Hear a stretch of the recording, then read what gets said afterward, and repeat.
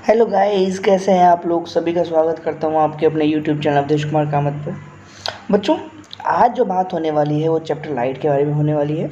Guys, light light एक बहुत ही important chapter है। सिक्स्थ और सेवन्थ में भी कई जगह आपने लाइट चैप्टर का जो हमारे पास बेसिक पढ़ा है, और एट्थ में भी वो बेसिक ही है। बिकॉज जो ब्रांच है हमारे पास लाइट की, जिसको हम पढ़ते हैं गाइस, उसको हम क्या कहते हैं, ऑप्टिक्स। और गाइज ये आपके पास ये ऑप्टिक्स कहलाता है, जो स्टडी ऑफ लाइट है, branch of science which deals with the study of light, and that is called guys optics. तो जो ये ऑप्टिक्स ब्रांच है गाइज, आपको ट्वेल्थ और बहुत जनरली कंपटीशन में क्वेश्चंस ले लो, चाहे बोर्ड एग्जाम में क्वेश्चन ले लो, हर जगह आपके पास ये काम आने वाला है। तो लाइट की जो स्टडी हम साइंस में करते हैं गाइज, इसको पहले ऑप्टिक्स कहते हैं। पहले हमने ये जाना है गाइज, कुछ चीज़ें पढ़नी है। मैंने एक बुक ली है एस्ट्रान पब्लिकेशंस की, और काफ़ी अच्छा जो हमारे पास कंटेंट है इसमें, तो मैंने इसको आपको पढ़ाने के लिए लिया है। तो गाइज़, हमारे पास एक लिमिटेड सोर्स के साथ जितना मुझसे हो सकता है इस पैंडेमिक सिचुएशन में, उतना मैं आपको करवा रहा हूँ, और बाकी सिचुएशन सही होने के बाद मैं वाइट बोर्ड पर आ जाऊँगा। तो आइए स्टार्ट करते हैं और इंट्रोडक्शन जानते हैं इसका। तो लाइट गाइज़ हमारे पास बेसिकली होता क्या है, एक फॉर्म ऑफ एनर्जी है गाइस, जो हमारे पास प्रोड्यूस करती है sensation of sight in our eyes, जिसकी वजह से हम देख सकते हैं अपने कलरफुल वर्ल्ड को गाइस। करेक्ट। तो ये जो लाइट है ना गाइस, वो हमारे पास, अगर मान लो हम सोर्स देखते हैं, तो सोर्स एक अल्टीमेट सोर्स ऑफ एनर्जी हमारे पास सन है। करेक्ट। तो सन से जो हमारे पास एनर्जी आ रही है वो लाइट की फॉर्म में आ रही है। तो गाइस, वो लाइट की फॉर्म में एनर्जी आ रही है, तो ये लाइट है। तो लाइट हमारे पास ये जो है बेटा, किससे मिलके बना है, ये छोटे छोटे पार्टिकल से मिलके बना है, और जिसको हम क्या कहते हैं बेटा, फोटॉन्स। फोटॉन्स। और गाइस, ये है नहीं, कुछ भी नहीं, ये फॉर्म ऑफ एनर्जी है। ये फोटॉन्स भी फॉर्म ऑफ एनर्जी है, और इनसे ही मिलके गाइस हमारे पास ये रे ऑफ लाइट एक सोर्स लाइक सन से निकल रही है। आइए जानते हैं कि हमारे पास सोर्सेस ऑफ लाइट क्या क्या है। तो अगर हम सोर्सेज ऑफ लाइट की बात करेंगे इसे, तो हमारे पास दो मेन सोर्स हैं, ल्यूमिनस एंड नॉन ल्यूमिनस। तो गाइस, अगर ल्यूमिनस की हम बात करें, तो जो ल्यूमिनस ऑब्जेक्ट, वो ऑब्जेक्ट है इसके पास खुद की रोशनी है। मतलब अगर मैं एग्जांपल लूँ सन, तो सन के पास गाइस खुद की एनर्जी है, और सन हमारे पास जो है लाइट को एमिट करता है। और ये एक हमारे पास, क्योंकि अच्छा यहाँ पर एक मैं वर्ड यूज़ करना चाहता हूँ, पॉइंट सोर्स, बिकॉज ये वर्ड यूज़ होगा आपके पास, पॉइंट सोर्स। तो पॉइंट सोर्स गाइज, मैं ये कह सकता हूँ, उसको कैसे समझ सकते हैं पॉइंट सोर्स को, जैसे एक हाईवे ले लो आप, और हाईवे पे हमारे पास सिंगल एक जो बाइक है, वो लाइक हमारे पास बेटा क्या है, पॉइंट सोर्स। मतलब एक ऐसा भी कह सकते हो कि हमारे पास फर्श है एक हमारा, उस पर एक छोटी सी चींटी जो है वो पॉइंट सोर्स की तरह एक्ट कर रही है। तो पॉइंट सोर्स यहाँ पर हमारे पास कई बार आएगा।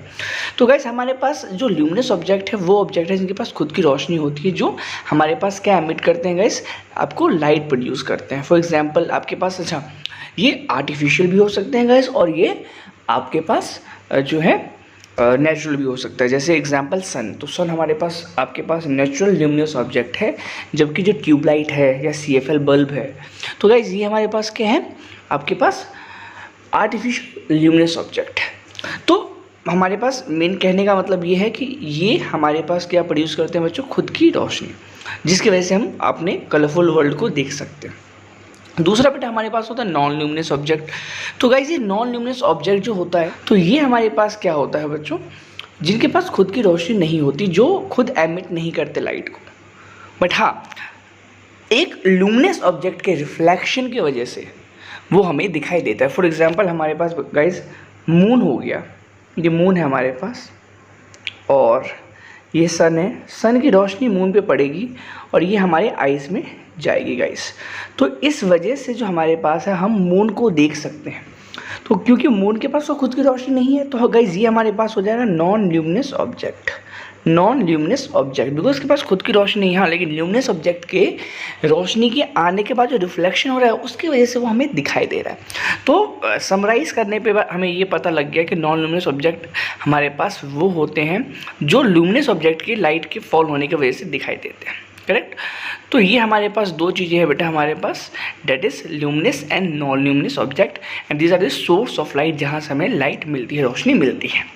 ठीक। अच्छा, यहाँ पर एक बहुत इंपॉर्टेंट क्वेश्चन बनता है, और हम सभी सोचते हैं कि यार ये जो फायर फ्लाइज हैं, जो फायर फ्लाइज हैं हमारे पास, फायर फ्लाइज अगर मैं अभी आपको हिंदी में नाम बताऊंगा तो सभी जानते होंगे। फायर फ्लाई डेट इज़ जुगनू। जो जुगनू रात में चमकते हैं गैस, तो ऐसा क्यों होता है? तो गैस मैं आपको ये बता दूं, कोई लाइट नहीं लगा होता उसके अंदर।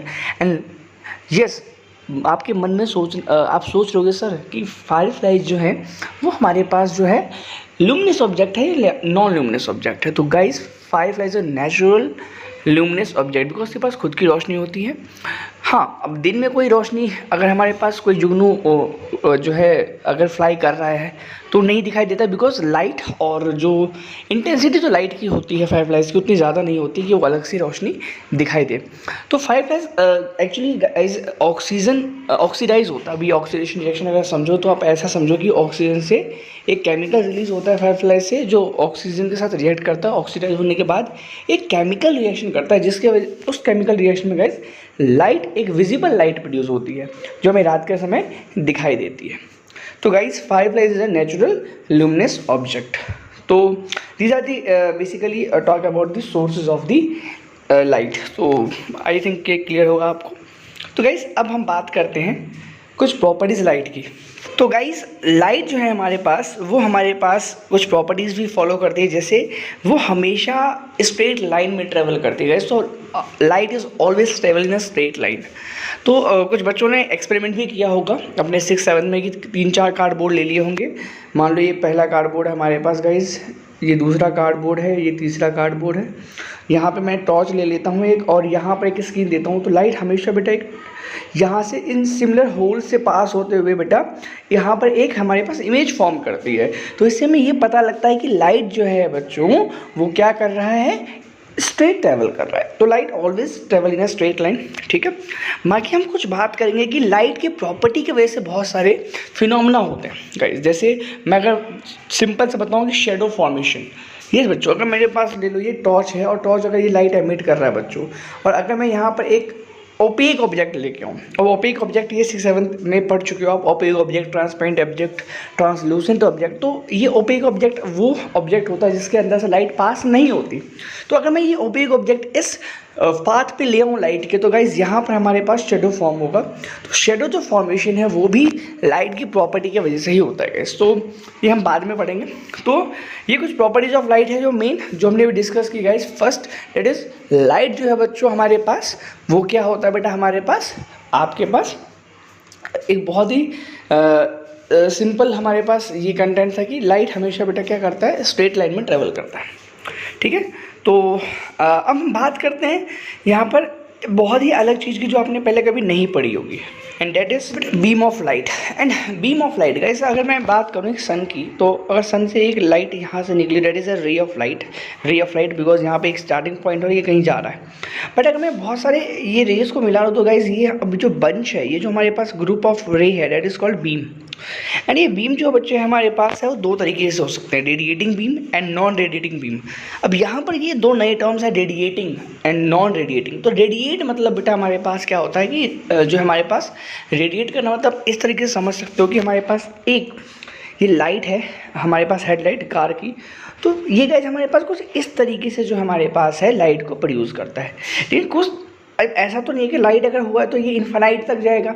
कुछ डिस्टेंस के बाद लाइट की जो इंटेंसिटी है वो कम हो जाएगी। अगर मैंने एक ट्यूबलाइट जलाई है बेटा 9 वाट की, तो वो 9 वाट की हिसाब से ही रोशनी देगा। अगर वो 12 वाट की हमने जलाई तो 12 वाट के हिसाब से रोशनी देगा। तो यहाँ पर ये समझने वाली बात है बच्चों कि जो रेडिएटिंग बीम ऑफ लाइट होती है वो कुछ इस तरीके से ही होती है कि यहाँ पर ये इतना हमारे पास कुछ दूरी तय करने के बाद बेटा फेड अप होना स्टार्ट हो जाता है। मतलब वो हमारे पास उसकी इंटेंसिटी जो हमारे पास लाइट की होती है वो कम हो जाती है, and that is called radiating beam of light guys, ठीक है। ये भी हमारे पास स्ट्रेट लाइन में ट्रेवल करता है। दूसरा जो non radiating beam of light है बच्चों हमारे पास, non radiating beam of light, इसमें क्या होता है हमारे पास, ये लेज़र लाइट की तरह होता है। अब लेज़र, यहाँ पर लेज़र के भी हमारे पास जो होता है बेटा हमारे पास फुल फॉर्म होता है, एंड एलईडी की भी फुल फॉर्म होती है।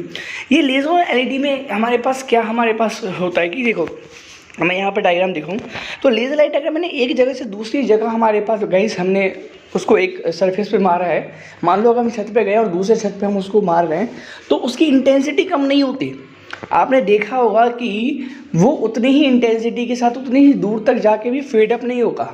जैसे कार की लाइट मैंने ऑन की तो कुछ दूर के बाद जाके वो दिखना बंद हो जाता है, हम बहुत आगे का नहीं देख सकते रोड पे। लेकिन अगर मैं लेज़र लाइट यहाँ से मारूँ तो दूसरे दीवार पे, अगर दूसरे वॉल पे जो लाइट गई है गाइस, वो भी सेम इंटेंसिटी की रहेगी। मतलब वो पेंट्रेट मतलब वो फैलेगा नहीं, ठीक है, तो वो फैलेगा नहीं बच्चों। तो यहाँ पर इस चीज़ को ध्यान रखना है कि जो non radiating beam of light होता है बेटा हमारे पास, वो पेंट्रेट नहीं होता। और वो हमारे पास जो लाइट होता है बेटा वो पैरेलल रेज फॉर्म होती है, ठीक है, एक चीज़ ध्यान रखना। तो गाइस इस वीडियो में अभी मैंने ये बेसिक इंट्रोडक्शन दिया है लाइट चैप्टर का, क्लास 8th जो एसचंद की बुक से मैंने लिया है। होपफुली आपको समझ में आया होगा। कुछ फिनोमेना पढ़ेंगे गाइस लाइक रिफ्लेक्शन, जिसकी वजह से हम दूसरे ऑब्जेक्ट को देख सकते हैं। उस फिनोमेना को मैं नेक्स्ट वीडियो में डिस्कस करूँगा, छोटी छोटी वीडियो बनाऊँगा ताकि आप बहुत अच्छे से उसको समझ सकें। मिलते हैं नेक्स्ट वीडियो में, तब तक के लिए कीप लर्निंग एंड चैनल को सब्सक्राइब करना दोस्तों बच्चों नहीं भूलोगे आप, ये मेरी आशा है। And bye bye.